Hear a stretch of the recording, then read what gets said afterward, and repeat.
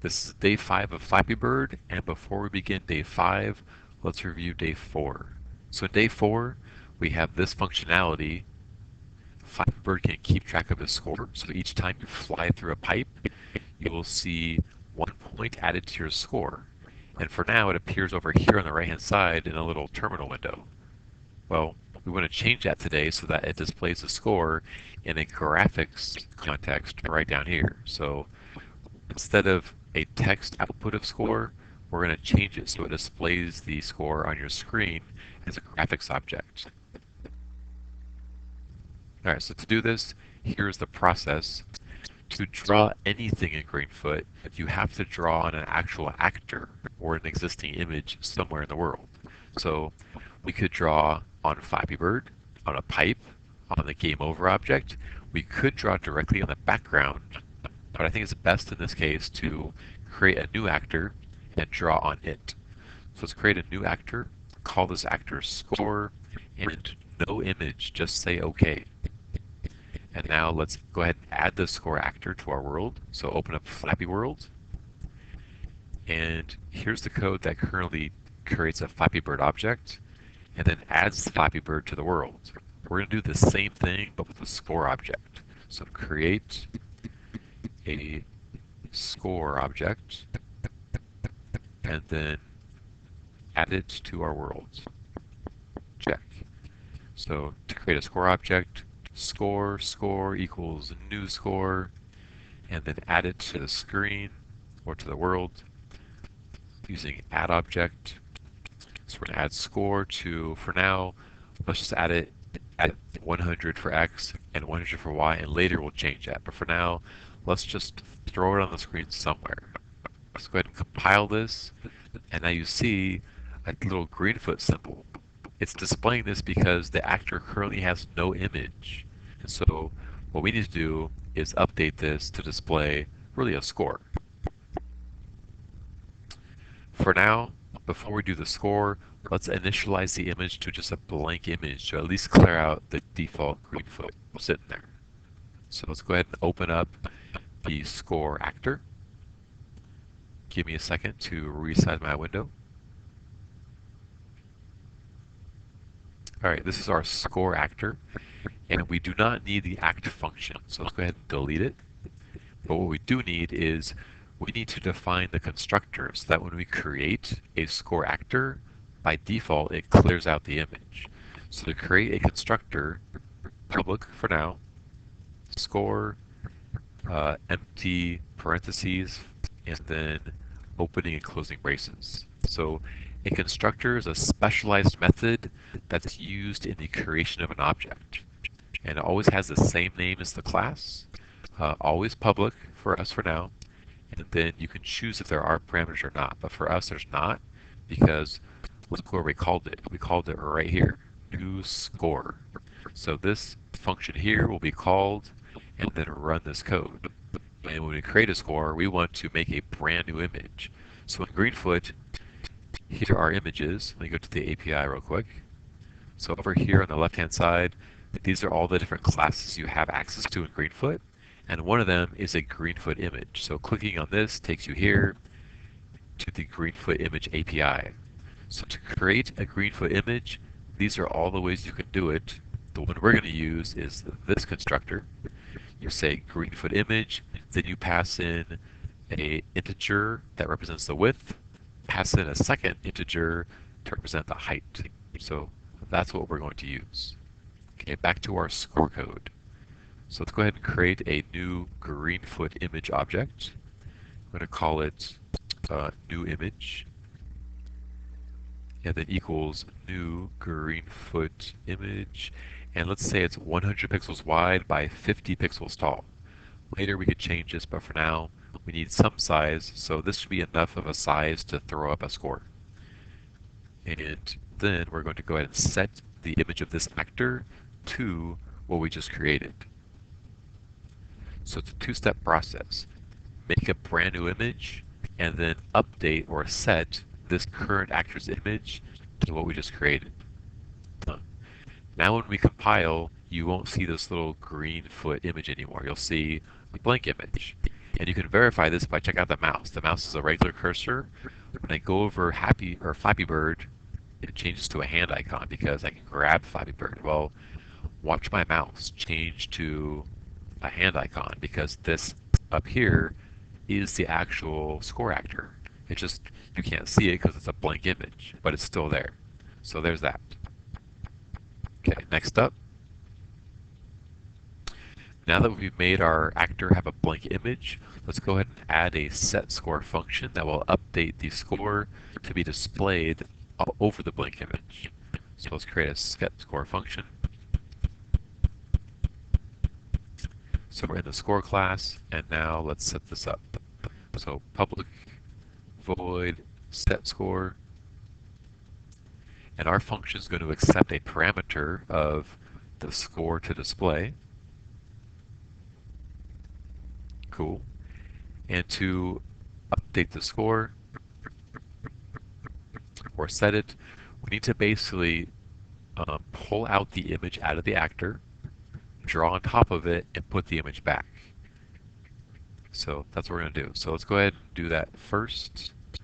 So Greenfoot image, let's call this new image. Doesn't really matter, but we'll call it new image equals get image this time. So the reason we're doing get image is because we've already taken the time to set the image. So the actor has an image. We want to grab that image out of the actor and then mess around with it and put it back. So this sucks out the image out of the actor, and now we're going to say new image dot clear, and clear is a function inside the API for the Greenfoot class, Greenfoot image class. It's right here. So clear will clear out the image, and after clearing, we can use looking for here drawString. So drawString is the function that we'll use to draw the score at a particular XY position. Alright, so currently, whatever someone passes in, we want to draw that. So after clearing the image, we'll say new image dot drawString. We want to draw the score at position, let's just say 30, 30, and this is relative to the actor's size. So since our size is 100 by 50, something like, let's say this is 100 by 50, if we draw at 30, 30, that will be relative to the actor's corner. So 30 means over 30 to the right, and down 30 relative to the actor's corner, not the world's corner. So it'll start drawing right here. And also, when you draw strings, it draws with this as the baseline. So that means text will appear like this. This is text. The baseline is the lower left corner of your text, and it starts at the XY position. So keep that in mind. This is the lower left corner where your text begins. Cool. Alright, so let's review this.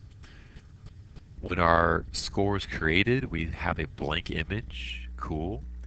When we call set score, we pass in a number and we pull out the current image, clear it out, draw that score onto the actor's image, and then once we've done that, we need to set the actor's image to what we've just created. There. So this is the complete process. Select the image out, clear it out, draw something on there, put it back, done. Let's go ahead and test this out. Alright, no problem. DrawString requires us to pass in a string and then a position. The problem is that score is not a string, it's an integer. So to convert this to a string, we're going to use a trick, and here's our trick. If you take an empty string and add it to a score or an integer, that will basically convert or append this integer onto the string. So effectively it's converting the score into a string by adding a string plus an integer. So now this compiles fine, check. Back to our world, go to Flappy World, and after we create the score, let's go ahead and set the score. So say score variable dot set score, and let's give it an initial score of 0. So here we're using the custom function we wrote to actually display a particular value on the on the actor's image. Let's compile this, make sure it's working. Oh, cool, there it is. So there's a 0 representing our initial score of 0. Cool. Now the rest is mostly downhill. So let's go ahead and go to our world class again. So here's Flappy World. Open it up. And whenever we increase the score, instead of outputting it to the console window here, let's go ahead and update our score by calling score.setScore. So instead of printing, we're going to do score, you know what? Score is not the right name. So we have, I don't know if I discussed this earlier in the video, but we have two variables called score. There's the object, the graphic object on the screen, and there's already a numerical score. You cannot have two variables with the same name, they're going to crash. The reason these don't crash is because this is a local variable that's overriding the meaning of score inside this function. But I'm going to need my act function to access this variable, so we need to change this to a global variable, and then you can't call it score because you'll have two with the same name. So let's call this score object. That'll be a different name. And then don't declare it here. So cut this part out. And instead, let's go ahead and declare this up above with our other global variables. So we have our numerical score, and now we're going to have our object score. And let's initialize it to null to start with. Null means that it has no reference or no meaning to begin with, but at least you're setting it to something. And here, we'll initialize it officially. So this is declaring our global variable of score object. This is then creating or initializing it to an actual value. All right, then score object, check. So down here, we're going to take our score object and set the score to the current value of our numerical score. And instead of printing, this will update the graphics object. Let's check this out, compile. Oh yeah, score object. I forgot to change that one. Check. Back here. Okay, if all is well, we should see this little 0 change to a value of 1, 2, and 3 as I go through pipes. There it is, there's 1, and it's working. I mean, the fact that I went to 1 means we're already in good shape, but I'll try to get to, say, 3. There's 1 pipe, there's 2, it's working, there's 3, awesome. So it's working just fine. The next thing we want to do is basically make this prettier. Like right now, it's a small font. It's not very noticeable on the screen. So let's make the font larger. Let's make maybe a background for the score. Let's make it look prettier. So that's our final goal.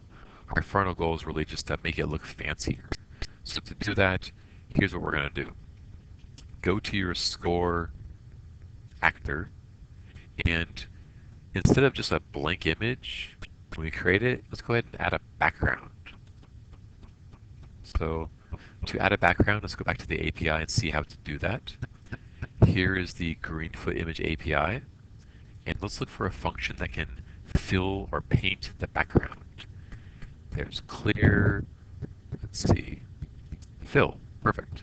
So fill will fill the entire image with the current drawing color, which means we're also going to need to change the current drawing color. And that would be right here, set color. So to use set color, you have to pass in an actual color object. And I'll explain that as I go. So let's just go ahead and copy set color in preparation to actually use it. So back to our score actor. All right, we want to do set color. And then we could pass in for now, let's say color dot, let's say blue. That'd work. And let's just see what happens. Compile. Oh, sorry. Okay, cannot find symbol variable color. That's because color is not automatically available to you. you have to import it. So to import something, you need to know where it's stored. Like currently, we've imported all the Greenfoot capabilities, all those functions. We need to also import color. So import java.awt.color. This is where the color class is located. And I'll show you later how to find out, where is color located. It's not just, you don't just memorize the thing. All right. Set color, sorry. When I said set color, that was trying to ask the actor to do it, but actors can't do set color. Images can. So I'd say, hey, new image, you please set color. So new image dot set color is proper because this is an actual image which can't do the set color function. If I just say set color by itself, I would be trying to make the actor do it, and the actor can't do it. So new image dot set color to blue. Cool. Let's compile this and see what we get. All right, cool. So there's that. I did not yet fill, so I've set this to blue, and I would say new image dot fill, and I think it was just fill, wasn't it? Yeah, you just say fill, and it fills with the current color. So let's go ahead and do that. Compile. Oh, sorry, I didn't change the code. I didn't compile. So we've said fill, check, and recompile. And I don't see what's happening here. Set color to blue, new image fill, set image. Let's think for a sec here. All right. Fills the entire image with the current drawing color. We've set the color to blue, check. We've asked it to fill itself, check. Set the image, check. Aha! The problem's down here. When I said set score to 0 in my world class, I never updated the fill color. So let's go ahead and do this here. In fact, we don't even need it here because really we're going to call set score to initialize the first score. So after clearing the image, then we're going to go ahead and set the drawing color to blue, fill the image. Let's set the drawing color to something not blue so that we can actually see the text. Let's say color.black. And that way this text will be drawn in black. Otherwise you see blue on blue and you wouldn't see anything. So there it is. We have black text and a blue box. Now here's one cool thing you can do when creating colors. Instead of creating a default color, you can create your own colors. So here's how to find the color API. Go to Google or your favorite search engine and search Java color API, and that'll bring up the official API for color. And here it is. So these are all the default colors. You would say color.cyan, color.whatever you want. We were using this, color.blue. But instead of that, we're going to use one of the constructors, and we're going to use actually this one. So we're going to pass in 3 values. Actually, we're going to use this one here. We're going to pass in 3 integers, a red value, a green value, and a blue value.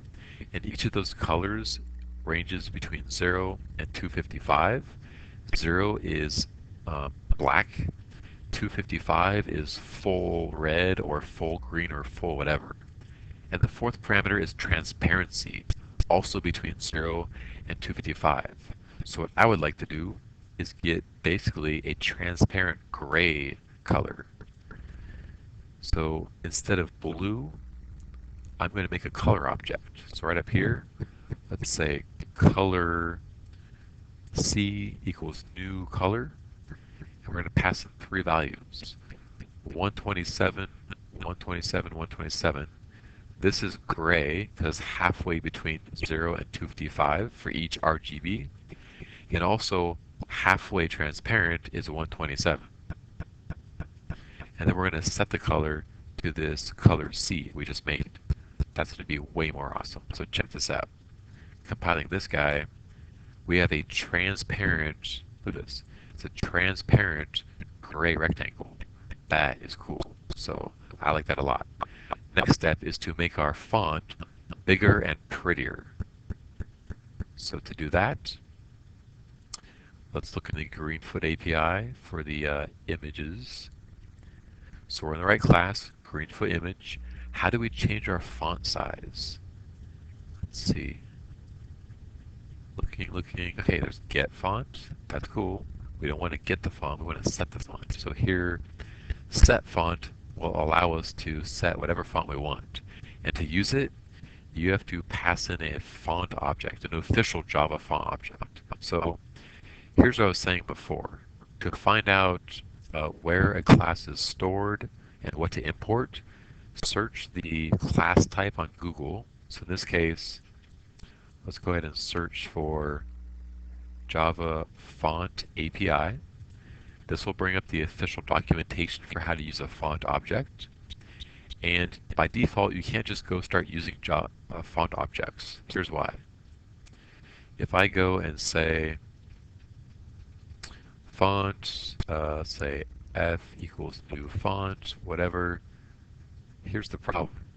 When I compile it, Java does not know what a font is because we have not imported it. Now, how do we know where fonts are stored? Like, you can't just say import font. That doesn't work. It's like it's stored in a particular folder structure. So that folder structure is always listed right here. Or in fact, here's the full pathway to it. So I'll copy this version. So font is located under the Java folder, then the AWT folder, and then font. So that's what we need to import. So import that, check. Then when you compile, it will actually be fine. So here it's saying that there is no default constructor. And if you look at the font API, go to constructors, which is here. There is no empty parenthesis constructor. You have to use one of these three ways. Well, the way we're going to use is this version. To use this, let's go ahead and click on font here. So using this is obviously fairly detailed. It's not just that simple, but I'm going to go ahead and explain just the basics. To use this constructor, you have to pass in three values. First, a string that represents the name of the font, and then the style of the font, and finally its size. So let me go ahead and just grab these real quick. Go to, for now I just watch, I wouldn't go ahead and try to copy the code just yet, but those are the three values that we need inside here.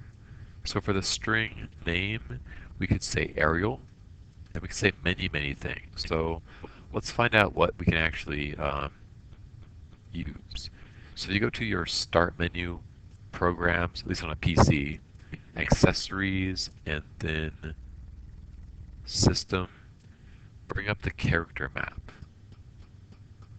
And it looks like this. Give it a second. So to get here, let me go ahead and show you what I just did. You go to Start menu, then you next go to Programs, then next it was Accessories, and then finally it was System. And inside there you'll see the character map. So follow this route through your Start menu to get to character map, and you'll see what you see right here. So this is telling you the string name of all the fonts you can use. And for fun, let's use the Comic Sans MS font. So pay attention to the name. It has to be exactly Comic Sans MS because that's the exact name. So for the name, instead of Arial, we'll choose Comic Sans MS. Then next, we have to pass in a style.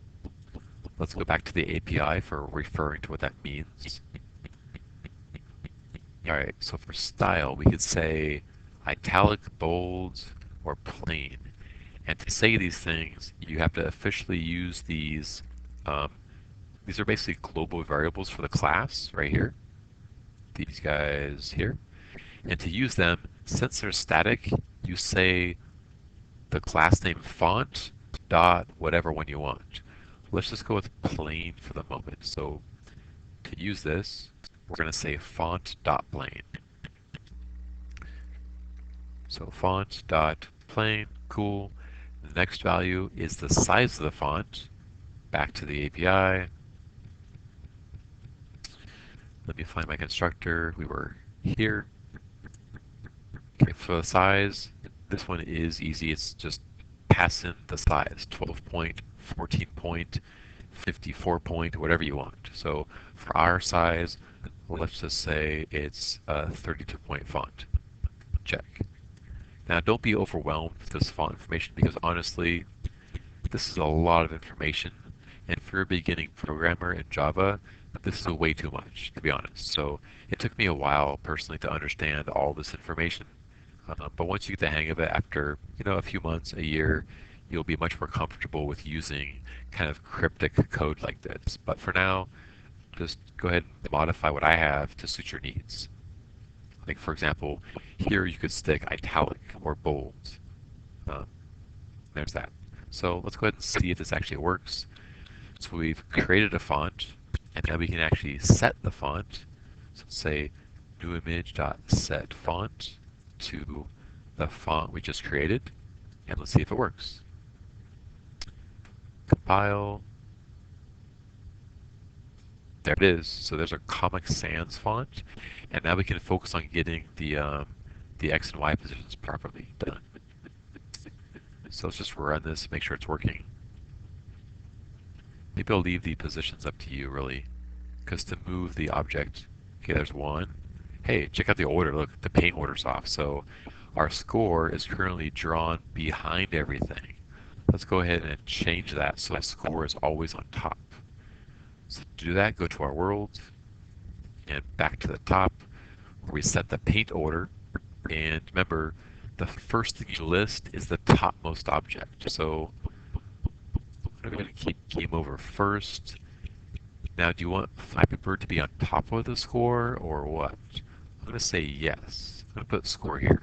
So score.class will go here, and then there's pipes. So that's my choice.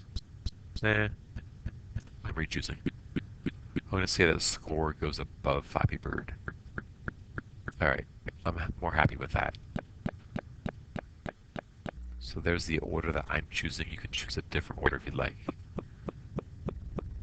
So compiling this, Flappy Bird is now below the score. Alright, I'm going to leave it to you to change where the score is displayed on your screen. You can put it here, wherever you want, in the corner, and also change where your score is displayed within the box. Remember, to do that, the code is here. We had said 3030. Change that, and also change the color of things if you'd like. Remember, this is the red, green, and blue values, and this is the transparency. So let me make sure we've hit all our goals for today. I think we have.